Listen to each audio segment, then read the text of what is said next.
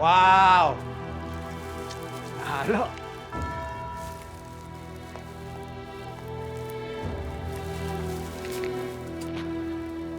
Makagandang klase nitong drogang ito. Paldo-paldo kita natin dito. Siguraduhin mo lang na hindi pumalpak yung buyer mo. Ayoko mabulilyaso na naman tayo. Relax! Relax!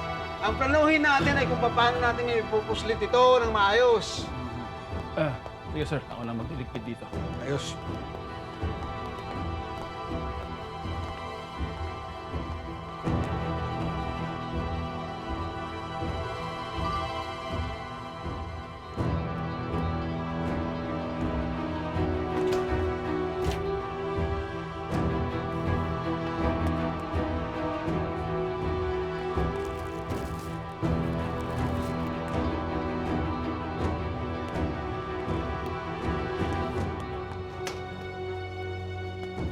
Uy! Nagawa mo dyan? Pinapa-request sa akin ni Sir Spinelli. Ano ba? Isa mo, napatawag tayo ni Angkong. Sige.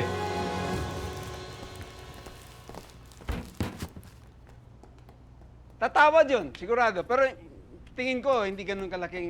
Angkong, kailangan tayo mag-ingat. Pakiramdam ko may masamang pinaplano si Mauro. Nakita namin siya kanina. Parang binibidyohan yung mga epektos natin. Ano mga pinagsasabi nyo? Ba't naman niya gagawin yun?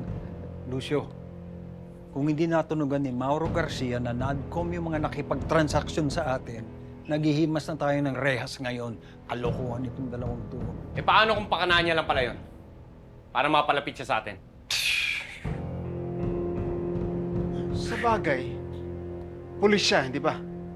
Oh, Paano kung pulis pa rin siya hanggang ngayon? Mahirap na magtiwala.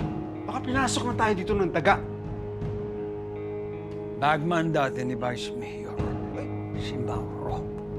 Bata niya, baka... Angkong, mauna na po ako. Sige, salamat, Mauro, ha? Good job.